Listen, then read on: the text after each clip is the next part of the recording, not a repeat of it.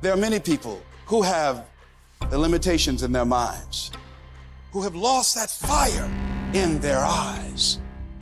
You aren't given any breaks in life. You make them for yourself.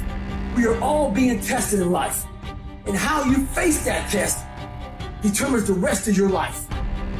There's a lot of times where I don't know how I'm gonna move forward, but I ask myself one question: can you take another step? And that answer is always yes. Wherever focus goes, energy flows. So why don't we tap into that power now for your business and life? The part of beginning to get unstuck, you've got to decide that the behavior pattern that you have adopted doesn't work for you.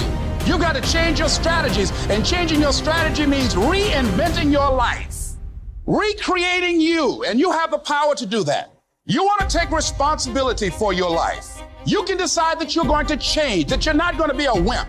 I got me here, I can get me out of this, and I'm getting out. It's not easy reaching your dreams.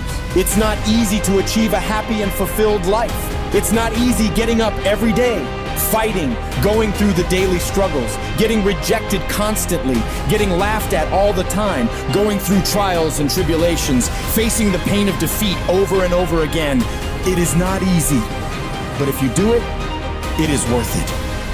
See, when people ask you, say, how you doing? Even if you're having some difficult times, say, I'm blessed and highly favored. Because anytime you wake up and you don't have a white chalk outline around your body, it's a great day.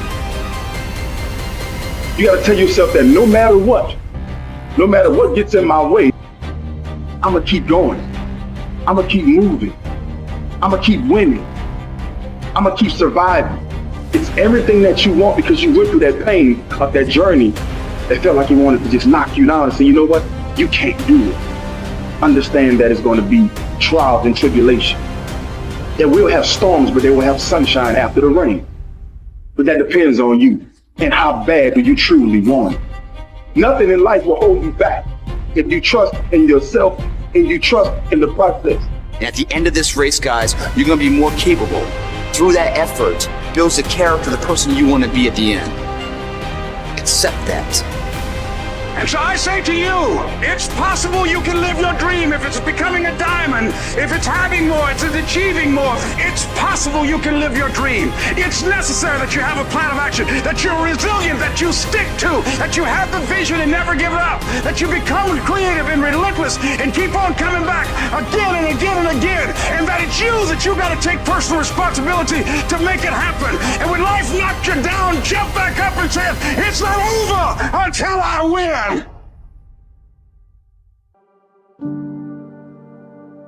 What does success look like? What does it take? Human being has come with such open sense of possibilities. Those who are committed to being successful with whatever they're doing, one important aspect of their life is what gets you across so many lines in our life, so many barriers in our life. This happened in your school, maybe later in your university, later in your work. It's happening to people, maybe not everyone, but to a whole lot of people. Their commitment to success is weak. They want to succeed. They will take 3 steps. Then something little interesting happens here. They will go away here. They will go away there. They will go away there.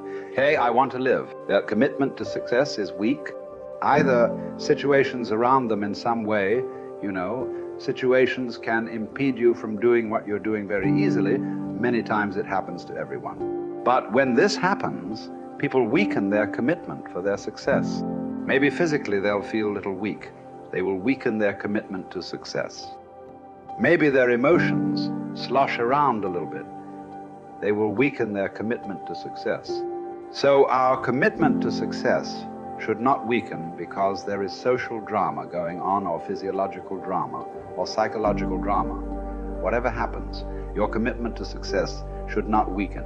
That is what gets you across so many lines in our life, so many barriers in our life. So what does success look like? What does it take? You know, those who have been very successful, either in music, sport, art, business, spiritual process, doesn't matter what. Those people never know when they ate, when they slept, when they got afternoon rest. I have not seen such a thing in my life. So those who are committed to being successful with whatever they're doing, one important aspect of their life is they're not settling down wherever it's a bit comfortable. Because comfort will happen when they lower you to in the grave, very comfortable you are, you know. Have you seen how comfortable they are? Once they're dead, if you throw them there also, they're comfortable. If you lower them, they're comfortable. Right now, it's about ensuring that there is profoundness of experience and there is impactfulness of activity.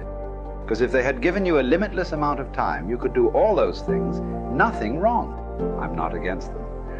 But they gave you such a little time with such tremendous potential of being human. That's the problem. If creation had made you like an earthworm, I'm not saying there's anything wrong with an earthworm. It is just that it's a unipolar potential.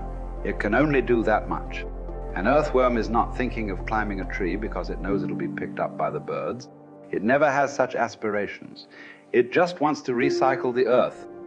You know, it is beneficial to so many other lives, including us, but its objective is very clear: to eat and to reproduce and to die. Very clear objective. That purpose to fulfill, he strives. I don't think he sleeps in the afternoon. I don't think so, because many afternoons I've seen earthworms. They were all vigorously active, but a human being came with too many potentials. Because of that, it needs a certain level of striving for a human being to forget about the world, to consider yourself successful.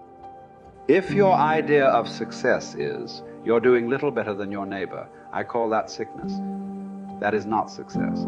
You are happy that your neighbor is worse than you. Is this sickness or success? It is sickness. But in some way, you feel fulfilled with what you're doing. Let's consider that as success for now. It doesn't matter whether you're better than somebody or worse than somebody. That question should not even come up in your mind. But in some way, you feel you're using yourself fully, and there's a certain sense of fulfillment in your activity. Well, if you're capable of just closing your eyes and simply sitting without any activity, that's fantastic. But you cannot do that. You cannot do that right now. In the states that you are, you can't simply close your eyes and become still. Instead of being busy, you will become preoccupied. That doesn't mean you're improving, that means you're regressing in some way. The problem about this success is people always making judgments. I did this, I did that, maybe this didn't work, maybe this is a mistake, that's a mistake. There's no such thing in life. See, at one time you were a monkey, all right. Hey, this is not me, this is that Englishman, you know. Charles Darwin said you were all monkeys. At one time you were a monkey just a brief while ago. Was it a mistake that you committed? That you were a monkey? Or was it just a certain stage of evolution? Was it a mistake or was it just a certain stage of evolution? Similarly, since you were born, because as a human being, you're born largely unformed, unlike other creatures. Other creatures, if their food is taken care of, they know what to do with their life. Because human being has come with such open sense of possibilities, you come unformed. You don't come fixed. You have to fix yourself.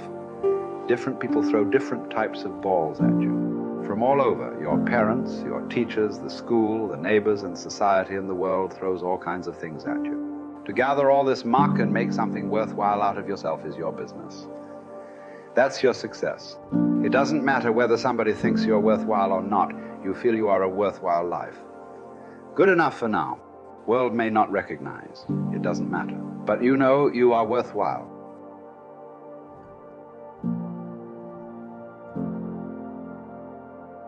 It's hard to say what the soul means metaphysically because, say beyond the confines of a single human being, we do have this sense that the soul can expand itself into something that's greater than it has been. It has this capacity for growth.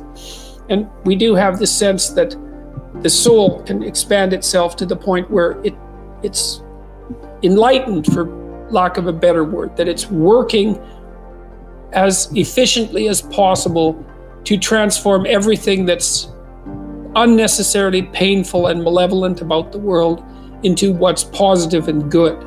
And that it does that as a consequence of confronting the world with courage and truth. And I think that's right.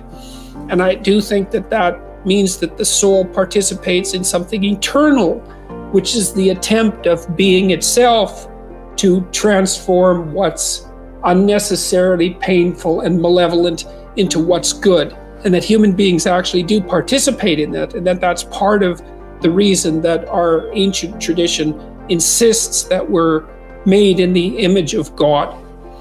And I think that it's a mistake to underestimate the importance of that, because I don't think that you can live a life of sufficient profundity to protect yourself from being corrupted by suffering and malevolence without adopting a responsibility that's commensurate with that set of ideas. I think that you either